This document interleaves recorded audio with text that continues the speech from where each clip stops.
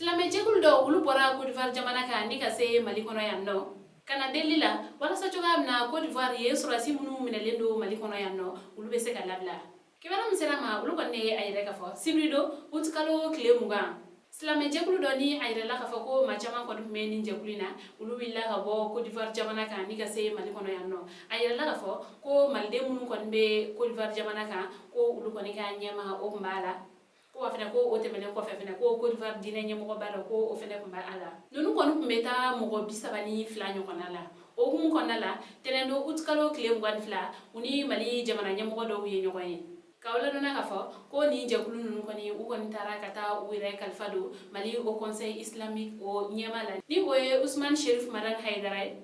wala sa chugam na o se ka blawnye uga chamanche fanga ka o nyama o deli wala sa chugam na ni surasi binan ni konoton ulu se ka labla kawla dona ka fo ni jakulu nun ko ni u ko ni premier ministre o ko ni norobla ni o ye colonel Abdoulaye Maïgaye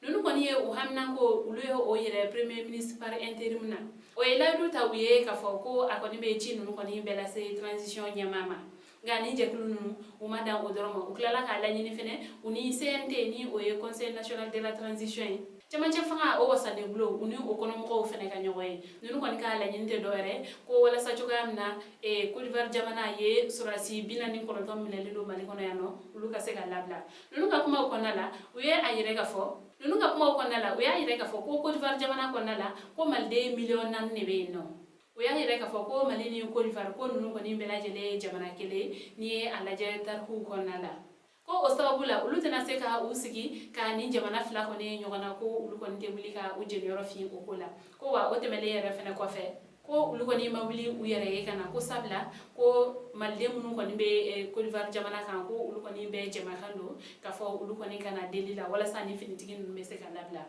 ko malde munu be Côte d'Ivoire jamana ka ko ulu ko ni kamana filendo ni ko la ko sabe ko sabla ko ulu ko ni ayire ka fo ko ni ko ni manda so dala ko ni akera balaw ko ni Côte d'Ivoire jamana ale ni Mali jamana ni nyogonje ko kasara chama ko ni bena bi ulu kan fukata se u bolo fen yera ko ni fenema ko kama nunu ko ni willa ka se Mali au conseil islamique o nyamama ni o ko ni blala unye u kata transition kata au premier ministre par intérim kata bo ola ambalima ni kwero no mambulo kada ukluka ani che aka kulo majola o hambe anyogana were